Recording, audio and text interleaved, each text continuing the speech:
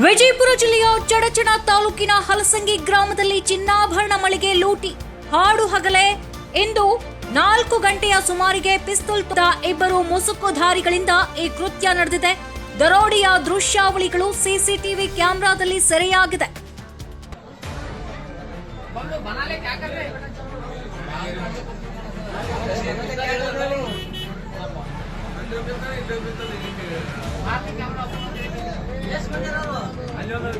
ವಿಜಯಪುರ ಜಿಲ್ಲೆಯ ಚಡಚಣ ತಾಲೂಕಿನ ಹಲಸಂಗಿ ಗ್ರಾಮದಲ್ಲಿ ಇಂದು ಸಂಜೆ ಆಘಾತಕಾರಿ ಮುಸುಕುಧಾರಿಗಳು ಚಿನ್ನದ ಅಂಗಡಿಯೊಳಗೆ ನುಗ್ಗಿ ಪಿಸ್ತೂಲ್ ತೋರಿಸಿ ಹೆದರಿಸಿ ಬೆದರಿಸಿ ಚಿನ್ನಾಭರಣಗಳನ್ನು ದೋಚಿ ಪರಾರಿಯಾಗಿದ್ದಾರೆ.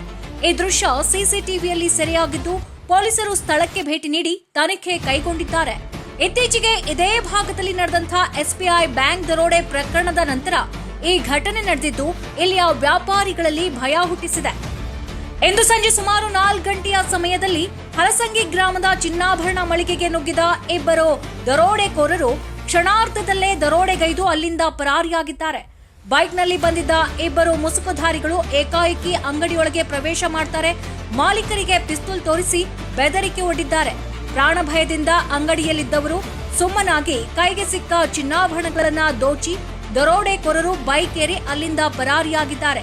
ಇವೆಲ್ಲಾ ದೃಶ್ಯಗಳು ಸಿಸಿಟಿವಿ ಕ್ಯಾಮೆರಾದಲ್ಲಿ ಸೆರೆಯಾಗಿದೆ.